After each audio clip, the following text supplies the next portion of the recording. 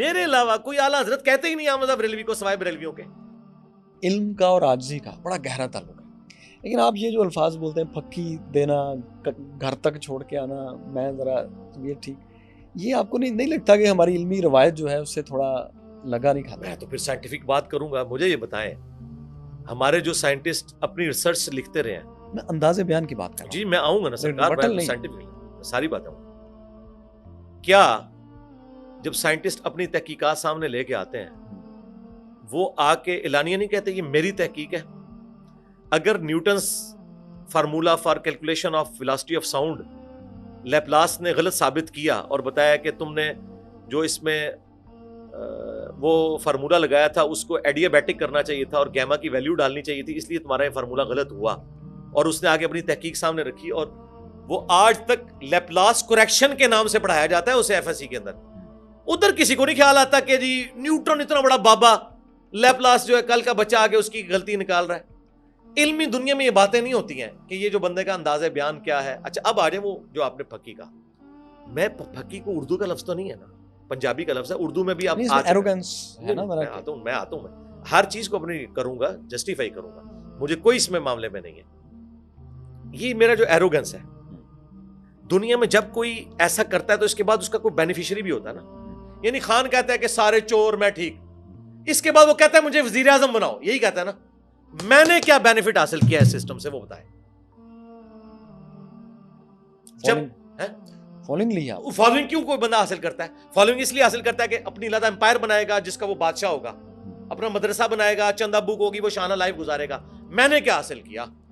یہ حاصل کیا کہ میری بیوی بچوں کی لائف سٹیک پہ, میری لائف سٹیک پہ, میں چھپ کے زندگی گزارتا ہوں. میں اعلانیہ کسی سڑک پہ کھڑے ہو کے جو ہے وہ چنا چاٹر نہیں کھا سکتا. میں نے تو کچھ نہیں حاصل کیا. میرا یوٹیوب چینل مونیٹائز ہو تو میں کروڑوں روپے کما سکتا ہوں. میں نے وہ ویڈیو ایڈز کے اوپر مونیٹائز نہیں کیا. میں نے اس سے حاصل کیا کیا؟ لہٰذا مجھے غالب ثابت کرنے کے لیے آپ کو پلانٹ ارتھ پہ مجھ سے پہلے ایک مثال ثابت کرنی پڑے گی کہ انجینئر صاحب یہ اس طرح کا ایک بندہ پہلے آیا تھا, اس نے یہ حاصل کیا تھا, آپ بھی اسی چکر میں ہیں. وہ کوئی چیز چکر نہ ہے, کسی نے بڑھاپے میں آ کے کوئی برانڈ اپنے نام کا لانچ کر دیا, ٹھیک ہے نا. میں نے جب اس سسٹم سے حاصل کوئی نہیں کیا تو مجھے کوئی کچھ کہہ نہیں سکتا. اس کے بعد یہ ایروگنس نہیں ہے, یہ میرا پیشن ہے جس کے ساتھ میں اپنی چیز بیان کرتا ہوں. اور جن لوگوں کو میں ڈیل کر رہا ہوں نا, وہ تو مجھ سے گلہ اس لیے نہیں کر سکتے کہ وہ لوگ بھی جب اس پہ بات کرتے ہیں تو وہ ایروگنس ان کا مجھ سے زیادہ ہے. خادم رضوی صاحب نے کہا کہ سورہ نے سور نے, میں نے آج تک کہا کہ وابی سور ہیں. تو میرا یہ دعویٰ ہے کہ اس پلانٹ ارتھ پہ مجھ سے زیادہ سافٹ بندہ ہی کوئی نہیں ہے اس ٹاپک پہ بات کرنے والا. ایون میں یہ کلیم کرتا ہوں کہ سیدنا عمر مجھ سے زیادہ سخت تھے. وہ حضور کی صحبت میں رہتے ہوئے کہتے تھے یا رسول اللہ اجازت دیں میں اس کا گلا کاٹ دوں. حالانکہ پیغمبر کی موجودگی میں کسی سب آرڈینیٹ کا کام ہی نہیں کہ یہ حرکت کرے, جبکہ اس کو اللہ کی وحی کی تائید حاصل ہے, وہ نبی خود حکم دے دے گا.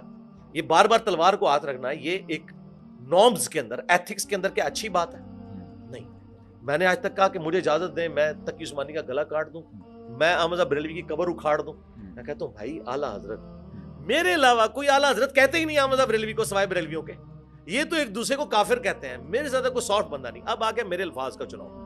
الفاظ کے چناؤ میں پھکی بڑا سافٹ ورڈ ہے, یہ کوئی گالی نہیں. پھکی ہماری پنجابی لینگویج میں جب کسی کے پیٹ میں مروڑ اٹھے, اس کی اس ہوا کے درد کو ایڈریس کرنے کے لیے ایک پھکی دی جاتی ہے. میں جب یہ سخت علمی باتیں کرتا ہوں تو جو لوگ صدیوں سے اپنی امپائر کھڑے کیے ہوئے ہیں تو ان کے دل میں مروڑ اٹھتے ہیں کہ یار یہ کیا کر رہا ہے. تو میں پھر کہتا ہوں کہ میں اس کو ٹھنڈا کرنے کے لیے آپ کو آپ کے اصول اور مبادی کے اوپر ایک پھکی بھی دیتا ہوں تاکہ آپ کا یہ درد کم ہو جائے.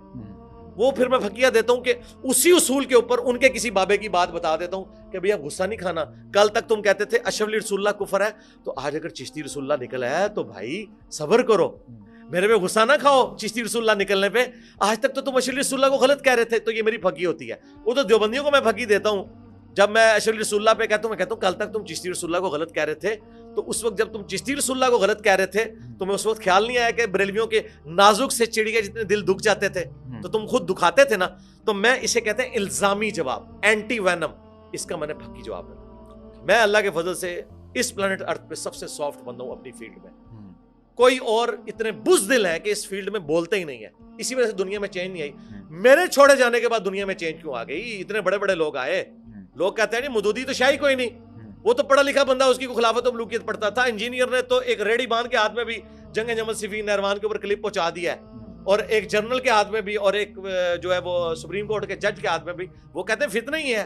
وہ دیکھیں جس نے میرے سر کی قیمت لگائی اس نے پتا کیا کہا, اس نے کہا اسلام کی ہسٹری میں سب سے بڑا فتنہ ہے. بالکل صحیح کہا تو, بالکل صحیح کہا. آخر میں مجھے یہ بتائیں کہ آپ کا فیصلہ اٹل ہے کہ آپ ڈاکٹر حمید اللہ کی طرح, بڑے بڑے علماء کی طرح انہوں نے کیا چیز دنیا میں لے کے آئے؟ میں یہ کہہ رہا ہوں کہ وہ بھی علم کے لیے پاکستان سے باہر گئے, اپنے ملک سے باہر گئے. حمید اللہ انڈیا سے پاکستان آئے تھے, فرانس بھائی کیا کیا. میں یہ کہہ رہا ہوں آپ نہیں جائیں گے اپنی حفاظت کے لیے یہاں وہ سے. سرکار یہ دو ٹاپک ہیں. پہلے مجھے بتائیں جن بڑے لوگوں کے نام بتا رہے ہیں ان کی کنٹریبیوشن کیا ہے؟ ان کے علمی کنٹریبیوشن کیا کنٹریبیوشن ہے؟